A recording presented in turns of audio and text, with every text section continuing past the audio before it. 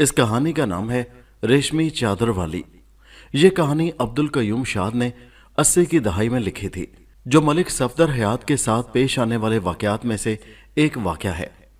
मलिक सफदर हयात की डायरी से एक और बड़ी हैरत अंगेज तफ्तीश से भरपूर कहानी रेशमी चादर वाली। ये कहानी शुरू करने से पहले आपसे गुजारिश है कि चैनल उर्दू कॉर्नर को सब्सक्राइब कर लें और साथ ही घंटी के बटन को दबा दें ताकि आने वाली वीडियोस का नोटिफिकेशन आपको बर वक्त मिल सके। शुक्रिया। मलिक साहब के हाफजे में महफूज तकसीम हिंद से कबल पेश आने वाला एक वाकया। तो चलिए कहानी शुरू करते हैं। यह तकसीम हिंद से पहले की बात है। उन दिनों मैं मशरकी पंजाब के एक छोटे से कस्बे में मुतय्यन था। शाम के वक्त हमें केस के तफ्तीश के सिलसिले में खेतों में से गुजर रहे थे। सूरज अभी गुरूब नहीं हुआ था और उसकी सुनहरी किरणें हद निगाह तक फैले हुए खेतों पर अजीब बहार दिखा रही थीं। फजा में परिंदों की मिली जुली आवाजें फैली हुई थीं जो अपने ठिकानों की तरफ लौट रहे थे। मेरे साथ दो आदमी थे, एक सिपाही और एक सिख हवालदार था जिसका नाम हरनाम सिंह था। उसका मुशाहिदा बहुत तेज था और वो चलते फिरते अपने चारों तरफ नजर रखता था। जिस जगह पर हम चल रहे थे उसके बाएं जानिब एक बरसाती नदी थी जिसका बेशतर हिस्सा खुश्क पड़ा था। कहीं कहीं पानी खड़ा था जहां से लोग अपने मवेशियों को पानी पिलाते थे। नदी के किनारे पर एक मतरूक अहाता नजर आ रहा था जिसके अंदर एक छप्पर और एक नीम पुख्ता कमरा बना हुआ था।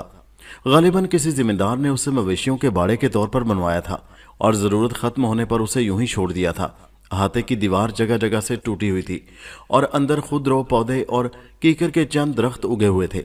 जब हम उस अहाते के करीब पहुंचे तो मैंने छप्पर के नीचे एक शख्स को देखा जिसका अंदाज कुछ मशकूक सा था। वो दीवार के एक टूटे हुए हिस्से से निकलकर तेजी से नदी में उतर गया। उन दिनों कस्बे में चोरी और डकैती की वारदातों में कुछ इजाफा हो गया था, मगर अभी तक कोई गिरफ्तारी अमल में नहीं आई थी। बस उस मुश्तबा शख्स को देखकर मेरे दिल में शक पैदा होना लाजमी था। मैंने उसका पीछा करने का इरादा कर ही रहा था कि हवलदार ने एक हाथ से मेरे बाजू को छुआ और दूसरे हाथ से एक तरफ इशारा करते हुए बोला, मलिक साहब जरा उस औरत की तरफ देखें, यह भी उसी अहाते से निकली है। मैंने इशारे की समत देखा।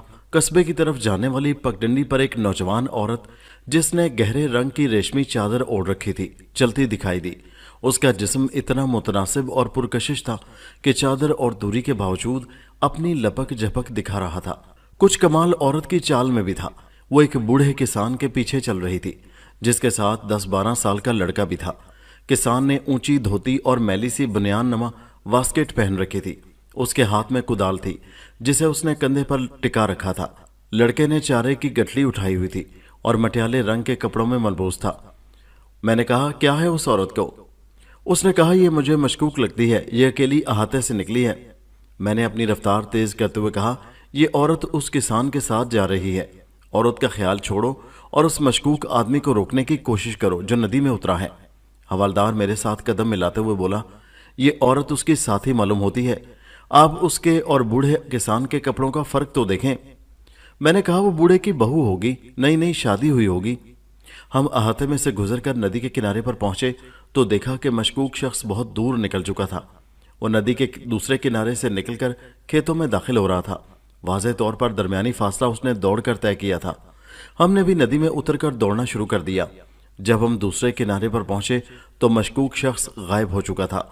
उसका दूर दूर तक कोई निशान नजर नहीं आ रहा था।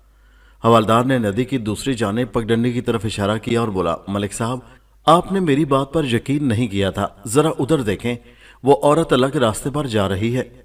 उसकी बात बिल्कुल ठीक थी। रेशमी चादर वाली औरत ने अपना रास्ता अलग कर लिया था। उसका बूढ़े किसान से कोई ताल्लुक नजर नहीं आ रहा था। मैंने हवलदार से कहा, तुम नदी में घुसकर शूट लगाओ और उस औरत का पीछा करने की कोशिश करो। कोई ऐसी वैसी हरकत ना करना, सिर्फ उसके घर का दरवाजा देखकर वापस आ जाना। हवलदार ने कहा, बहुत अच्छा जनाब, तुसी कोई फिक्र ना करो, और नदी में उतरकर दौड़ लगा दी। मैंने देखा औरत बड़े इत्मीनान से चल रही थी। मैंने मशकूक शख्स का पीछा करने का ख्याल छोड़ दिया और सिपाही के हमरा नदी से होता हुआ मज़कूरा अहाते में पहुंच गया। वहां गोबर और चारे की बू फैली हुई थी।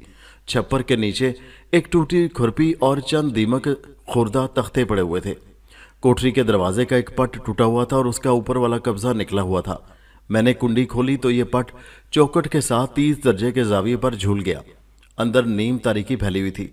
मैं अंदर दाखिल हुआ और मगरिब की तरफ खुलने वाली खिड़की के पट खोल दिए। اس کے ساتھ ہی کوٹری میں روشنی پھیل گئی، ساتھ ہی تازہ ہوا کا جھونکا بھی داخل ہوا۔ فرش کچا تھا اور مشرقی دیوار کے ساتھ ایک پرانی چارپائی رکھی تھی۔